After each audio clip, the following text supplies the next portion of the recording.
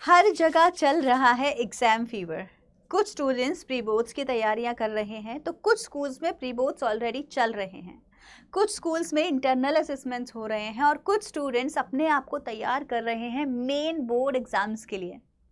तो ऐसे में टेंशन होना और कंफ्यूजन होना बहुत कॉमन है, बहुत नॉर्मल है। तो कुछ स्टूडेंट्स बहुत ज़्यादा टेंशन में हैं, कैसे करेंगे, इतना सारा सिलेबस कैसे होगा।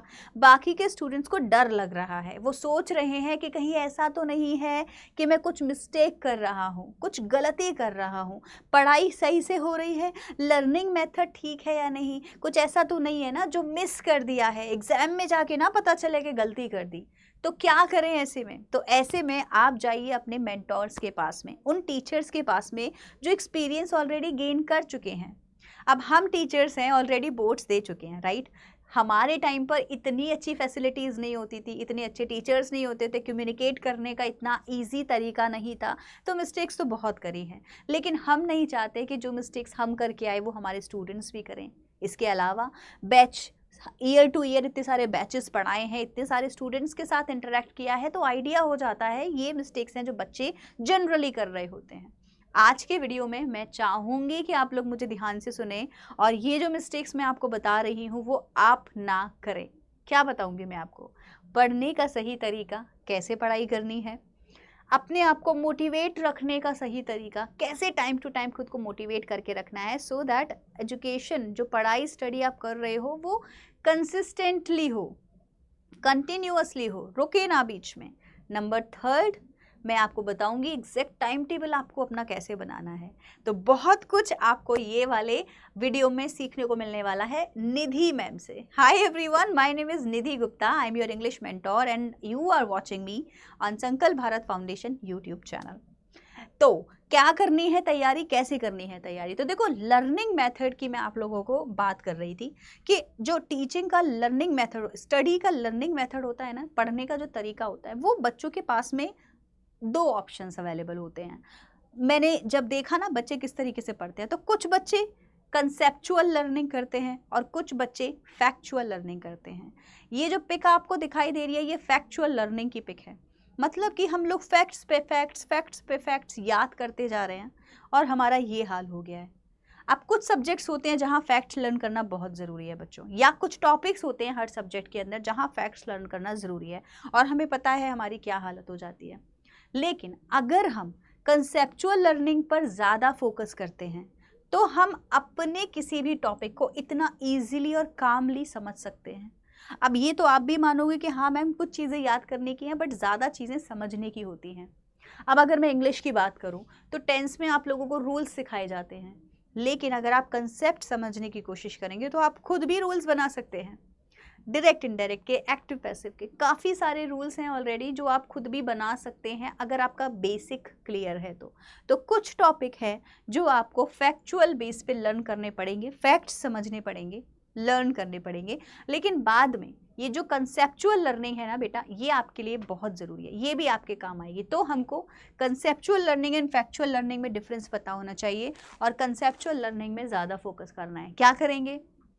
बेस समझने की कोशिश करेंगे, कॉन्सेप्ट समझने की कोशिश करेंगे। अब एनालाइज करिए और बताइए कि क्या आप लोग सिर्फ रट्टा मार रहे हैं या टॉपिक को अच्छे से समझ रहे हैं। अगर आप समझ के पढ़ रहे हैं तो आप कंसेप्चुअल लर्निंग कर रहे हैं क्योंकि आपके कॉन्सेप्ट्स क्लियर होते जा रहे हैं, राइट। तो बहुत छोटी सी एडवाइस बट बहुत इंपॉर्टेंट आपके लिए कि आपको अपनी लर्निंग पैटर्न को चेंज करना है, कंसेप्चुअल लर्निंग की तरफ बढ़ना है। हर टॉपिक को इस तरीके से समझो कि जैसे आप किसी को पढ़ा रहे हो वो टॉपिक, समझ रहे हो। टीचर स्मार्ट पता है कब होते हैं? तब नहीं होते जब वो स्टूडेंट्स थे, वो तब स्मार्ट बनते हैं जब वो टीचर्स बन जाते हैं, क्योंकि वो एक ही टॉपिक को इतनी बार पढ़ा देते हैं, अब उनको उसके पीछे का लॉजिक भी समझ में आने लगता है। वो कहते हैं अरे वाह, ये तो बहुत बढ़िया था, काश कि अपने टाइम पे इतना स्मार्ट होता राइट। तो हम किसी भी टॉपिक को अगर इस हिसाब से पढ़े ना कि किसी को पढ़ाना है तो हम और अच्छे से समझ पाते हैं। We call it a conceptual learning, क्योंकि दूसरे को पढ़ाने के लिए कॉन्सेप्ट समझ आना ज़रूरी है। रटने के बाद आप आंसर कर सकते हो, क्वेश्चन आंसर कर सकते हो, किसी को समझा नहीं सकते। आपको समझ आ गया तब आप किसी को समझाओगे ना। तो कंसेप्चुअल लर्निंग हमको हमेशा करनी चाहिए जब हम कोई भी टॉपिक अपना पढ़ रहे हैं। मैं आपको बताने वाली हूँ कि अपने आप को मोटिवेट कैसे रखोगे। सिंपल है, रिवॉर्ड योरसेल्फ। आपने ये टेक्निक सुनी होगी कि हमको चंक्स में पढ़ना चाहिए, है ना, जापानीज टेक्निक भी है ये। चंक्स में जब हम पढ़ते हैं तो अपने आप को मोटिवेटेड रखते हैं। जैसे ये बच्चा है, क्या कर रहा है, चॉकलेट खा रहा है, खुद को अपने आप को क्या है, रिवॉर्ड दे रहा है, बैठ के रुकेगा, कुछ खाएगा, आगे बढ़ेगा। इसको हम लोग बोलते हैं इन बिटवीन इंटरवल्स लेना।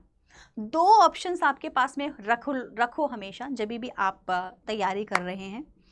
5 मिनट के ब्रेक 30 मिनट्स पे लेने हैं आपको। मान लीजिए मैं पढ़ने बैठ रही हूँ, मुझे ये बोल देना है अपने आप को कि मैं अपना फ़ोन तभी चेक करूँ। अब ब्रेक खाने के लिए ही नहीं है, ब्रेक किसी भी चीज़ के लिए हो सकता है। मैं अपना फ़ोन तभी चेक करूँगी जब मुझे पूरे 5 से 5:30 बज जाएंगे। 30 मिनट्स के बाद 5 मिनट का ब्रेक मैं ले सकती हूँ और मैं इंस्टाग्राम, व्हाट्सएप जो भी मुझे चलाना है मैं 5 मिनट के लिए चलाऊँगी। Disciplinary action is very very important. ऐसा नहीं होना चाहिए कि मोबाइल खोला और चल हट गया टाइम टेबल तेल लेने, नहीं, you have to be very discipline in that.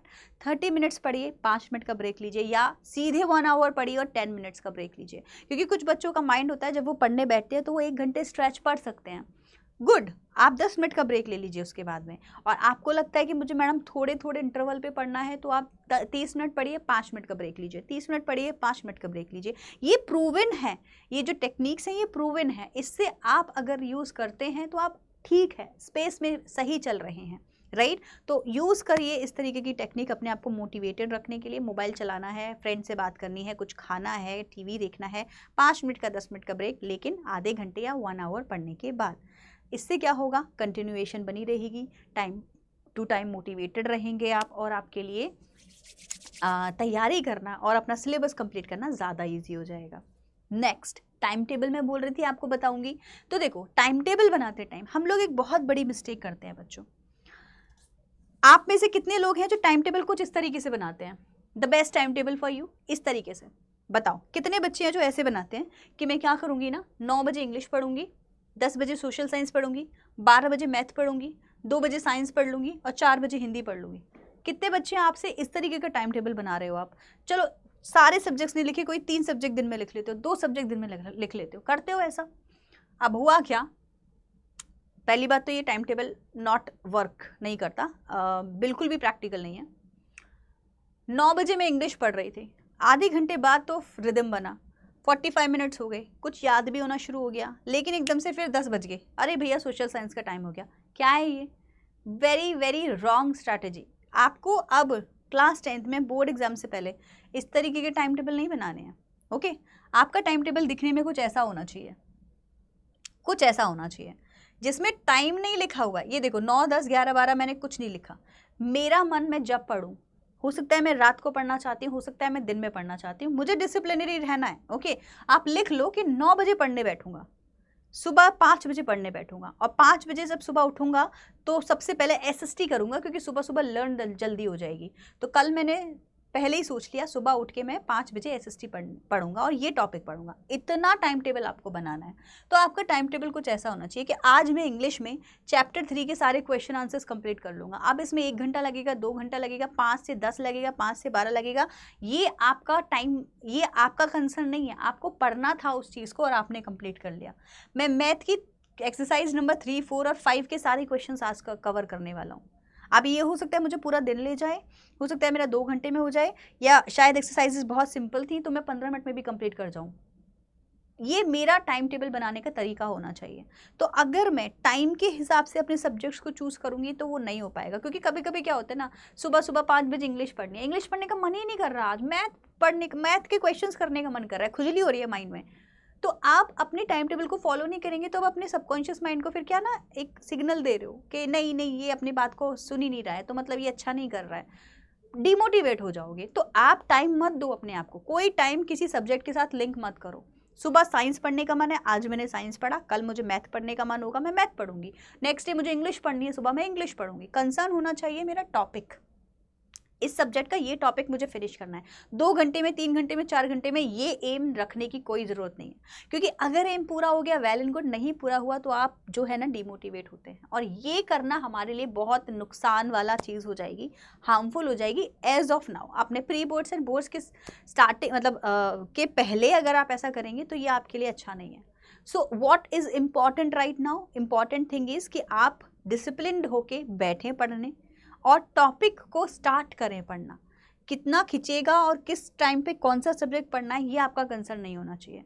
So your time table should not look like this. No, your time table should look something like this. हाँ, आप एक दिन पहले ये डिसाइड कर सकते हैं कि कल मुझे इंग्लिश के 4 चैप्टर कंप्लीट करने ही करने हैं. तो 5 बजे बैठूंगी तो पढ़ लूँगी, फिर खाना वाना खा के 12 बजे बैठूंगी फिर पढ़ लूँगी, शाम को 5 बजे बैठूंगी फिर पढ़ लूँगी. क्योंकि देखो, मानोगे हम भी स्टूडेंट लाइफ से निकल के गए हैं और हमने हमेशा टाइम टेबल बनाया है. कभी टाइम टेबल वर्क नहीं किया, कभी टाइम टेबल वर्क नहीं किया. सोचा था 5 बजे से इंग्लिश लेके बैठेंगे, बट वो 4 बजे वाले जो क्वेश्चंस थे वो 5:30-6 तक हो गए. और अब चाय का टाइम बीच में 5 मिनट रखा था, वो निकल गया. अब क्या करें? अब 1-2 दिन जब आप अपने टाइम टेबल को फॉलो नहीं कर पाते ना, आप डिमोटिवेटेड हो जाते हैं, आप अपना टाइम टेबल छोड़ देते हैं. ले, मैं नहीं कर रहा. और वही सबकॉन्शियस माइंड में जो सिग्नल पहुंच गए, वही बात मैं आपको बार बार बोल रही हूँ. तो आपके लिए मेन है, टाइम के साथ बाउंड मत करिए खुद को, डिसिप्लिन रहिए और खुद से एक दिन पहले डिसाइड कर लीजिए कल साइंस पढ़नी है. आप साइंस में कितना टाइम लगेगा देख ही जाइए, और साइंस हो गया तो फिर उसके बाद इवनिंग में मैं SST लेके बैठ जाऊंगी, अदरवाइज नेक्स्ट डे SST लेके बैठूंगी. इतने मैच्योर आपको बनना है. टाइम के साथ अपने सब्जेक्ट को कभी भी बाउंड नहीं करना है. क्लियर हो गया? अगर आप ऐसा करेंगे ना, आप खुद नोटिस करोगे, हफ्ते 2 हफ्ते में आप खुद पॉजिटिव रियलाइज करोगे कि हाँ, मैंने कहा था कल मैं साइंस करूंगा, मैंने कर ली. आप परसों अब सोचते हैं और क्या करना है, पर टाइम के साथ नहीं कर पाए ना तो डिमोटिवेट होते जाओगे. 2 दिन बाद अपना टाइम टेबल खत्म. आप मुझे आंसर देना सीधा सीधा, क्या आपने अब तक जितने भी टाइम टेबल बनाए उसमें से कोई सा भी फॉलो किया है? Yes, no. अगर आपका आंसर नो है तो ये है जो आपको करना है इस बार. Right? So now, do you know the best timetable for your exam? And are you ready to ace your pre-board exams and your board exams? So I hope ये वीडियो आपको अच्छा लगा होगा बच्चों. 3 चीज़ों का प्रॉमिस किया था, तीनों चीज़ें बहुत अच्छे से आपको समझा दी हैं. वीडियो अच्छा लगेगा तो लाइक करना, और हो सके तो अपने फ्रेंड्स के साथ में शेयर भी करना. Show some love to Nidhi ma'am also. I'll meet you in the next video. Till then, bye everyone and take care.